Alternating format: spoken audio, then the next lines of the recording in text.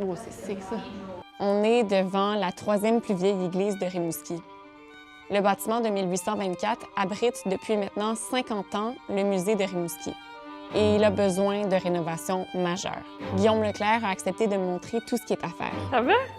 Toute la tôle, chaque comme panne de métal, Ouais. soulevait quand il y avait une lame de vent qui pognait en dessous de la toiture. Un coup de vent aurait pu faire lever tout. D'habitude, une toiture en zinc, ça dure à peu près 100 ans, 200 ans.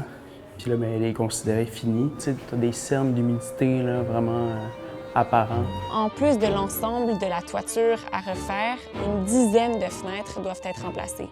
Tous ces thermos-là sont à changer.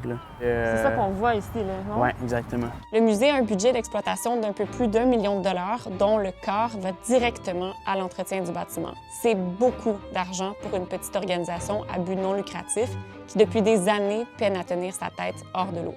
On est toujours un peu en train de se retenir pour qu'est-ce qu'on priorise par rapport à ce qui doit être fait. C'est grâce aux machines aussi que ça fonctionne, du bâtiment. Et la décision a été rendue. Ce qui presse, c'est de changer tout le système de ventilation et de climatisation d'abord. Ça, c'est le climatiseur du musée. Il est complètement désuet. Si ça lâche, on a un protocole d'urgence. Pour opérer un musée au Québec, l'équipe se doit de suivre un paquet de normes et de recommandations pour bien préserver les œuvres et les collections.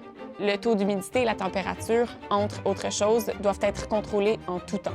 On a souvent tendance à associer des bâtiments patrimoniaux puis vouloir en faire des lieux de culture, sauf que ces bâtiments-là coûtent extrêmement cher à entretenir. Ça devient un peu un boulet, en fait. L'ensemble des travaux qui seront à faire dans les prochaines années pourraient coûter des centaines de milliers de dollars. Ils pourront être réalisés seulement si le musée obtient du financement de différents programmes gouvernementaux.